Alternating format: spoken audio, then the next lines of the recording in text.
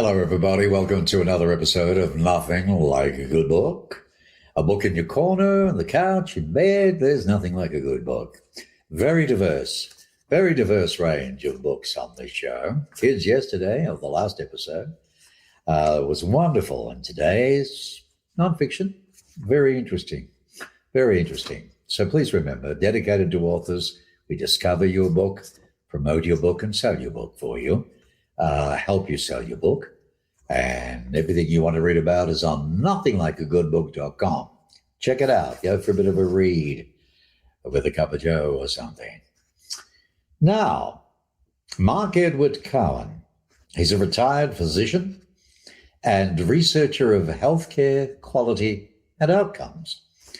He served as the associate editor of the Encyclopedia of Medical Decision Making, and for many years as the chief clinical decision services for a large multi-hospital healthcare system.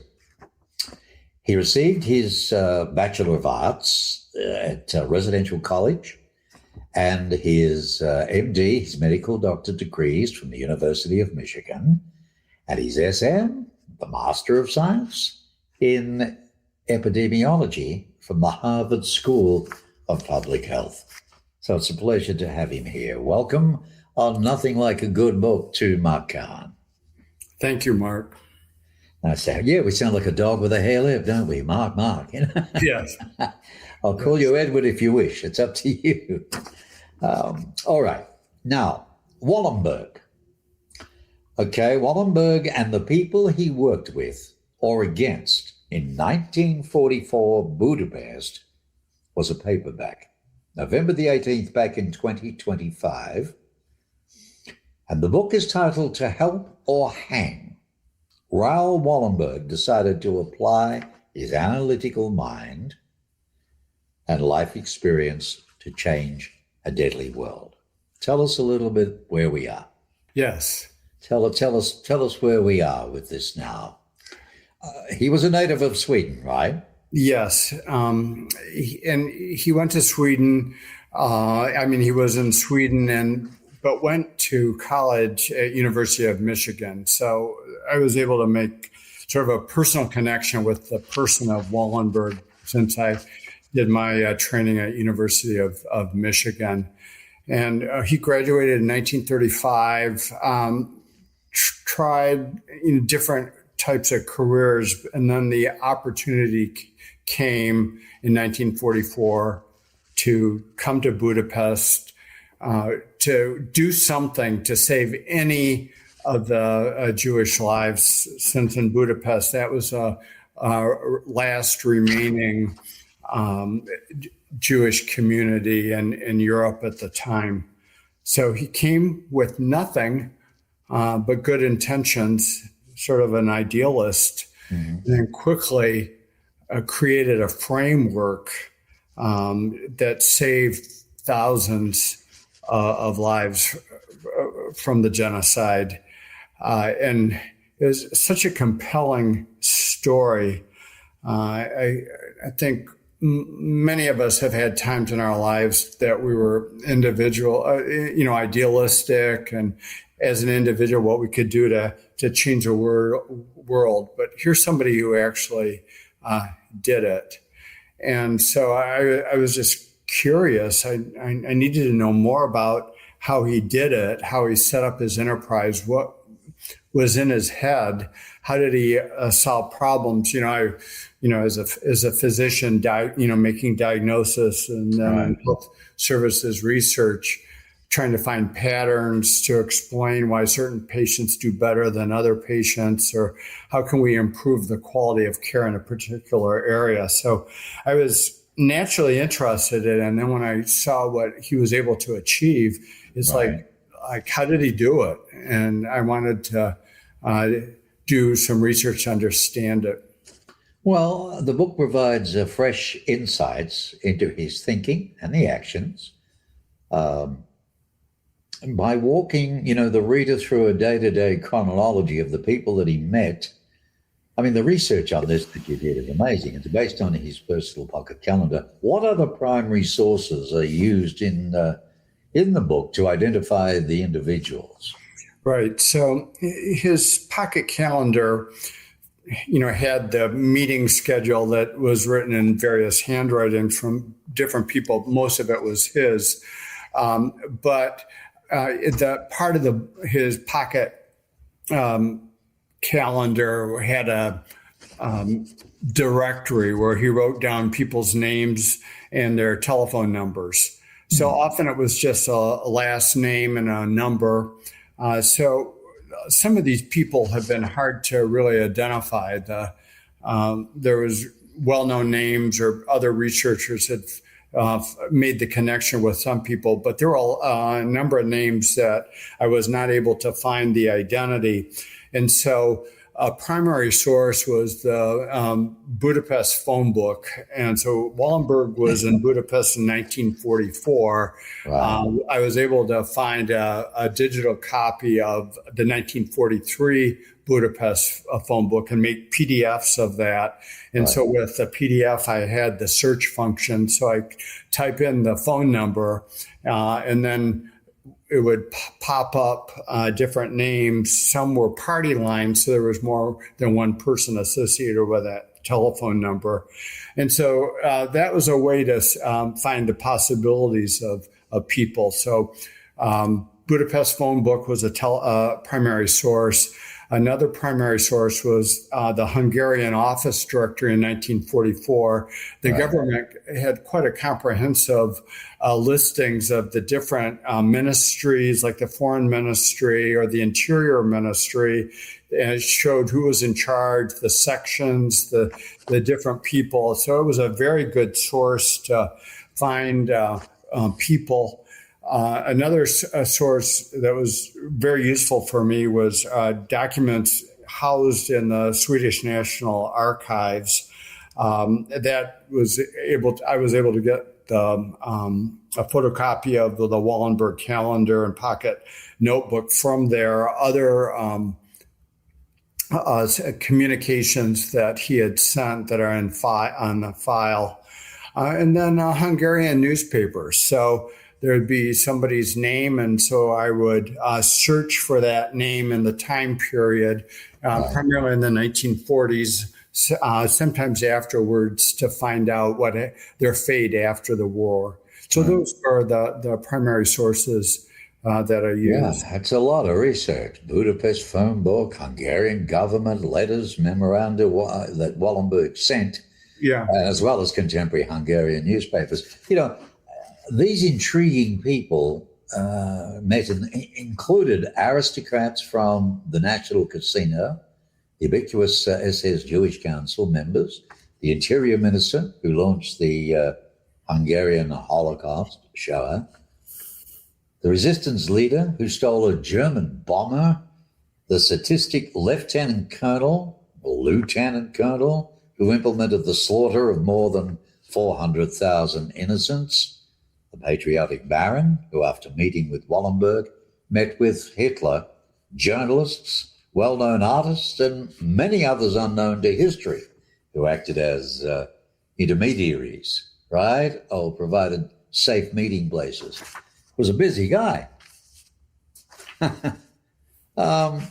You say that these were not stock players doomed by fate to play their role in a Greek tragedy. Who were they? Yeah, so the challenge when you're reading a book about Wallenberg or others from that era, it's he did this, he said this, he met with this. These people end up becoming, it's like they were fated to do this role.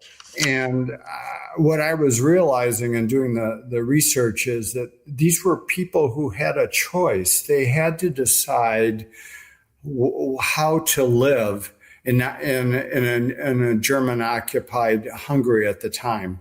Right. So, I was looking for patterns. So one of the patterns was the number of journalists that show up. So, why would Wallenberg want to meet with journalists. Well, they had a whole network of connections, sources within the Hungarian government. Some had access to the Gestapo. So he made use of it. He really wanted to know. He was not an naive, just plowing through. He was very analytical and strategic. So that was one pattern. Some of the people, a number of people that he met were bankers, and many came from the same bank, the commercial bank in Budapest. So he probably needed money for his operations, for his rescue mission, for works of mercy, food, to buy food. So a bank would be a good source. And so it's another example of like when he came into a new situation, strategically, like who are the people of influence? Who are people who have access to things that I'm going to need? Who are people who can tell me about the situation on the ground? He's being from Sweden. I mean, it's big order to learn about Budapest and Hungarian politics, especially at that time. Yeah. As an author, I want to talk about Wallenberg a little bit more. He sounds like a strategic genius. There's a touch of Schindler's List in all of this, isn't there? He provided thought-provoking examples for our self-reflection and discussion, as sometimes we too must wrestle with how to live honorable lives in an unsettled world. Describe Wallenberg. What was he? Was he tall, big, fat, thin? What sort of guy? I think he would be considered, maybe a little taller than average. Certainly from at that time period, contemporary pictures of him standing next to people, he was taller. Appeared to be physically fit. He apparently liked hiking and bicycling. So he was an active person. He must have been a very engaging personality. To talk with all those heavies we mentioned before. Yeah. To get all that information. I mean, he must have been fairly affable, As an author, how did you balance being a historian, a storyteller, and an investigator while writing your book, To Help or Hang? How did you, balance all those? Yeah. So, that history was needed for the context and to understand to understand why he might have met with this person or what the implications would have been.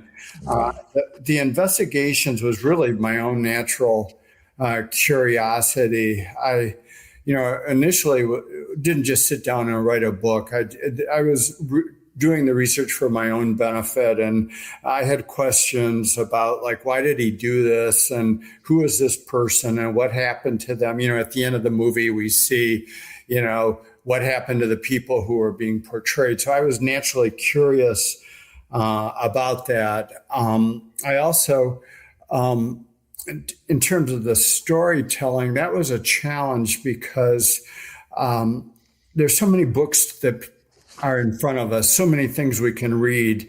And I didn't want people to be intimidated by a thick book and say, well, I don't have the time to read this. Right. So I wrote it. I made a decision. Now we'll see if that was a right decision or not. But as a physician,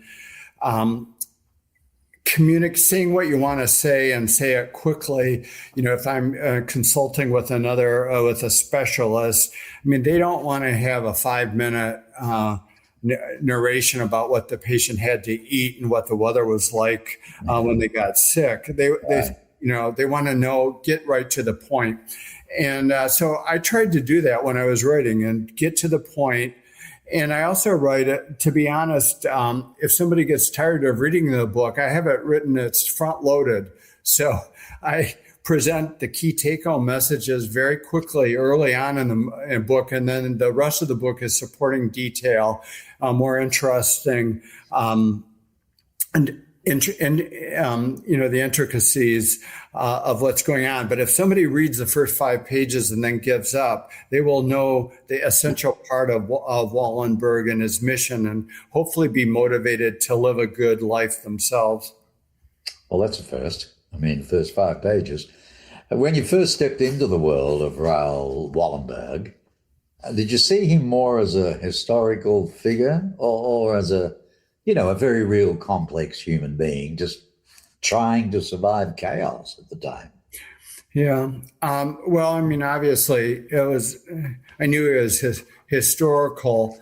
When I first heard of Wallenberg, there was some concern, a real concern that he was still alive in the Soviet Gulag. But what he did was historical. So that was a motivation. But again, it's like, what would motivate this University of Michigan graduate from Sweden to end up going to Budapest, not his native land, and start from scratch? So that really compelled me to really try to get to know him a little bit better. I think the challenge with a lot of stories about heroes is that's him. Good thing that he did that, but man, I could never see myself doing that. Right. And what I tried to do and what I discovered in the book, there are a lot of people whose name we don't know who really could support him and make the right decision and do the right thing. So I think we all need to be prepared wherever our situations are today. We have to be prepared that to actually make to make a decision to help people to do a better world. Yeah. Well, I mean, the guys from Sweden, as you said, then to go and step into from a Michigan setup in the US and comfortable basically, and then to go back into that. It was very gutsy. So your book just, it doesn't just follow Wallenberg. It maps an entire rescue ecosystem back in 1944 Budapest. What surprised you most about the network of people? Once you started digging in and researching, all these, different dudes involved who made the survival possible. Yeah. So I think today, in today's world, we're always looking for a singular hero. So in sports, the most valuable player, in movies, best actor or actress award. And I think real life, to be effective, it really involves, you have to have a critical mass of people to work. And what Wallenberg was able to do, he's a heroic individual, but he couldn't have done the work by himself. It was a multiplier effect. And so one of his themes was to help Jewish people help other Jewish people. So he was able to mobilize all the motivation and the talents of the surviving Jewish community in Budapest and give them an umbrella organization for safety. Yeah. And to let them use their connections and their understanding and wisdom to help set up the enterprise. So it was really able to do that. And also he was able to encourage other rescuers in the area. We don't hear a lot about them, but the Swiss embassy, Swiss legation, Karl Lutz, the Papal Nuncio, Angelo Rota. Right. There were other people who were doing their rescue work, and he tapped into them. He didn't compete. He didn't try to outshine them. It's like, how can we work together? And that's a real skill I think we don't realize in our today's world. We do need to mobilize and work with other people. Very much so, which brings to mind this question. At what point in your research did you realize this wasn't just a story about heroism, but also about bureaucracy and bluffing, and really, psychological warfare. Yeah. So Wallenberg really had great insights into human beings. I mean, you can see that in his letters home when he was at University of Michigan, and one summer he hitchhiked across the United States. So he was able to judge, to understand people pretty well. And so when he was in a strategic thinking in Budapest, I think he understood the power structure and who are people of influence. So that may not show up on the org chart, but people who could, influence other people, who could mobilize funding. So he was able to do that, but he also realized, he wasn't given a whole lot. Like in the Nazis didn't permit a whole lot of rescue efforts for Jewish people, but he took what he could get and really expanded that. So he said, look, these are Swedish people. These are Hungarian Jewish people who are doing business in Sweden. And as a Swede, we have to be interested in the people who are doing business for us and for our companies. So we need to save their lives. We have an obligation to really help them. So he got concession to do that. So once you crack open the door a little bit, he would be able to present, arguments and say this is the reason and the rationale why we're doing this. So some of it was a bluff. If you'd had an international lawyer at the time, they'd say, well, you can't really do that, or no justification for that. He kind of set that aside and said, well, too bad. This is our protective document. These are our protection houses. They're under the protection of the Kingdom of Sweden. So he was able to really make a statement, and people went along with it. You highlight how documents like the Schutzpass were technically bluffs that still saved lives. In your view, was Wallenberg's greatest weapon his legality or his audacity? And given the choice, you'd have to say audacity, but he understood legality as well. And when I say bluff, it was an educated bluff, and he rooted in knowledge of what he could sell and what people would accept. So, but it all came from sort of the internal courage, the moral courage that he was going to do this, and he was not going to be distracted from it. It was a laser-like focus, and we see it, in the areas I mentioned. The people in the arts, they're motivated to go through boredom and the training and the tedium to get better at what they're doing. In the sports, winning, they get the ball over, get the ball in the net or across the goal. Whatever. It's a singular focus, and that comes from within. And so I would say that's the audacity. Yeah, good on him. Incredible. It's based on a true story. In writing about both rescuers and perpetrators, though, how did you manage the emotional weight? You've got to switch between stories of salvation and systematic brutality, a different mindset. How did you switch? Yeah. Well, how did you do it? All the authors are different, but how did you do it?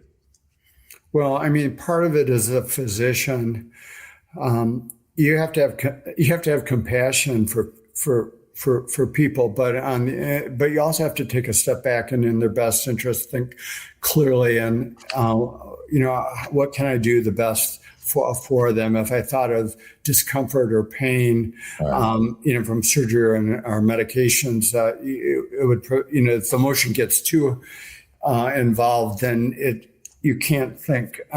Your problem solving isn't clear. So I I think there you couldn't help but toggle back and forth between the horrendous genocide that was going on. I saw pictures, of course, that seeing the terror on people's faces that has a human touch to it. You can't just go by the numbers when you say 400,000 people perished. I mean, it's, Stalin made the unfortunate comment that if you kill one person, it's murder and a tragedy. If you kill 1 million people, it's a statistic. So you have to remember these are human beings. And I think when I saw a picture and I describe it, the first Schutzpass that I took a long time to look at and study. There's a black and white photo of a woman, and her life was obviously in peril. That was a human. When we talk about bluffs and Schutzpasses, it's so clinical and sterile. But these were real people's lives. At any moment they could have been arrested and deported. So it kept me in mind, and also reading about some of the individuals, their fate, also kind of kept reminding me of the human stakes involved. Well, you spent years immersed, in the life and mystery of Raoul Wallenberg. If you had a chance right now, one question you would still like to ask him personally, what would that be? Yeah.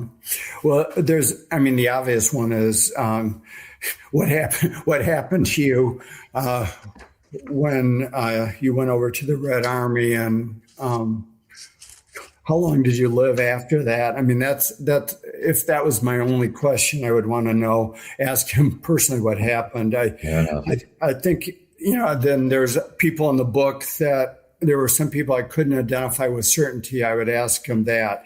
But if you put those obvious questions aside, I would like to know where he drew his internal strength. How did you, where did you get inspiration? Where did you get security to go ahead and do this? And I'd press him a little bit, because other people that I've talked to in my life, patients, other people, like, how did you do it? And the answer is usually I just did what I had to do. Right. And I'm sure he would have said that, but, his sister said he wasn't particularly a religious person, but he was very spiritual. So what does that mean? I know he liked music. I know he liked painting and art. To what extent did that contribute? Did he get refreshed from that? Right. Inspiration? Those are the types of questions, if I were sitting down personally with him, having a one-on-one, a little bit of discussion. Well, he was a elated soul by the sounds of things. We're getting close to our close. I just want to get before I forget, this link that's going across the bottom, everybody, that's the page where you can actually buy the book, To Help or Hang. You go to that particular link, and it's a lot, isn't it? But if you go there, you'll be able to go, it takes you straight to Amazon, and there you can buy the book. And do we have a website address itself? This is it, right? That's it for yourself? Okay. The book is To Help or Hang. By the way, tell us just briefly, what's this?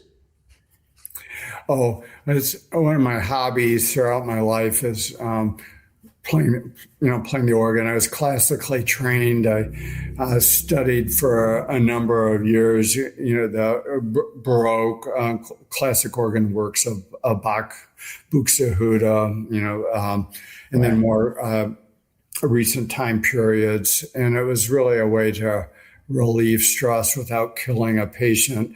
You're right. Yeah. It was, well, you're very, very analytical man, and your focus, and to play this sort of thing and music as well, and trained as you were, it's amazing. You've had an amazing life. This is your first book, yes? Yeah. All right. Any tips you'd like to give any potential authors who want to write, a good nonfiction based around truth? Something that you're passionate about and you want to know for yourself. Because, a lot of it's exciting, but at times, it's tedium. I would have to look up 15 people who with the same name and try to figure out who they were. And so, but I also wanted something for my, I have grandchildren, and some of them are at the stage where they're making career choices. And I wanted them to know that, this is what you can do with your life. Like, don't forget that you want to find meaning in your life. And here's an example of somebody who found it. And with the organ bit, he does a lot of work, don't you? You play at different non-profit functions and so on. Very good. Multi-skilled. You're retired now, right? Yeah. Basically. Boring, isn't it? No, I'm gonna write another book. Yeah. Oh dear.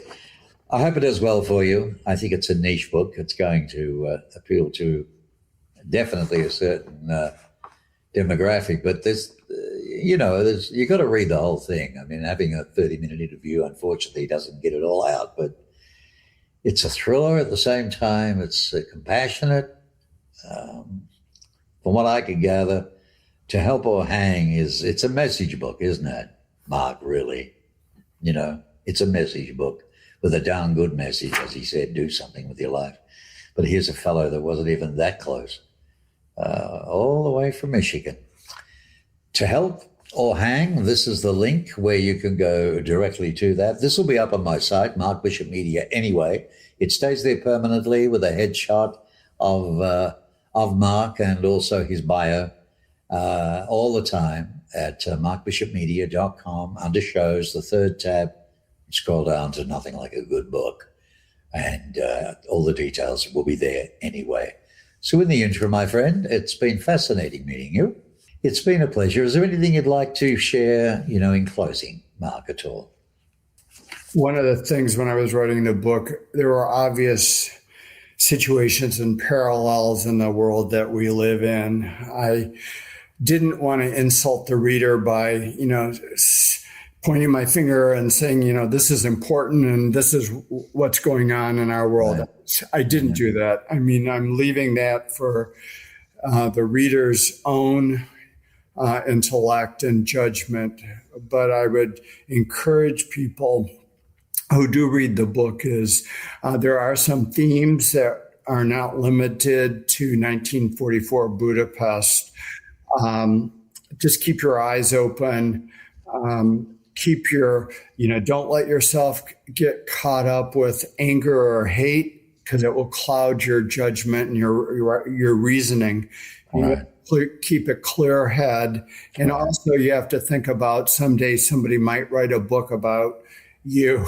Your name might show up in it. So, always a challenge to be, how do you want to be remembered? And do you want an honorable memory? Yeah, that's all part of it. Now, I don't have any connections for you. If anybody did want to talk to you about it, any members of the tribe, there's still a lot of people alive who would relate to this profusely. So is there an email or something, or you'd like them to have if they would like to talk to you, or can they literally contact you? Are there any details on that site we showed?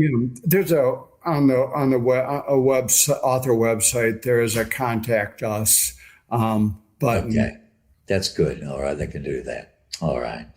Well, thank you, Mark. It's been a pleasure. I wish you well with the book. I really appreciate the chance, and good questions, Mark. We try. Thank you so much. There we go. What a thorough gentleman, huh? Classically trained, an MD, and epidemiology, and this and that, degrees up the yin-yang, and retired, but has a focus to help others through his book, To Help or Hang. Wallenberg, man, what a gutsy guy. Mark, by the way, stick around. Don't leave, please. I need to download this thing here. Yeah, I know it's only so much you can get out of an interview, but I think you'd enjoy the book from the sounds of things. Nothing like a good book. Discovering your book, like that one, promoting your book. We can do that and sell your book. We hope you do a lot more of that. And we hope that our little bit that we do does help to do that for you. And thank you for the letters. Thank you for the emails. Please support the show via the channel, on YouTube. And you'll hear the shows both not just on video on different platforms, but also all the audio soundtracks are on all the popular ones, the Spotifys and Apples and iHeartRadios and the DJangs and the Dingjangs and all the rest of them. It even goes over to Asia as well. So you never know where you're going to hear it, but I hope you enjoy the show, and you do. Thanks for being with us. I appreciate it. And as usual, I always ask you to keep one thing in mind, and particularly after what Mark just shared. Life's so short, you got to be kind.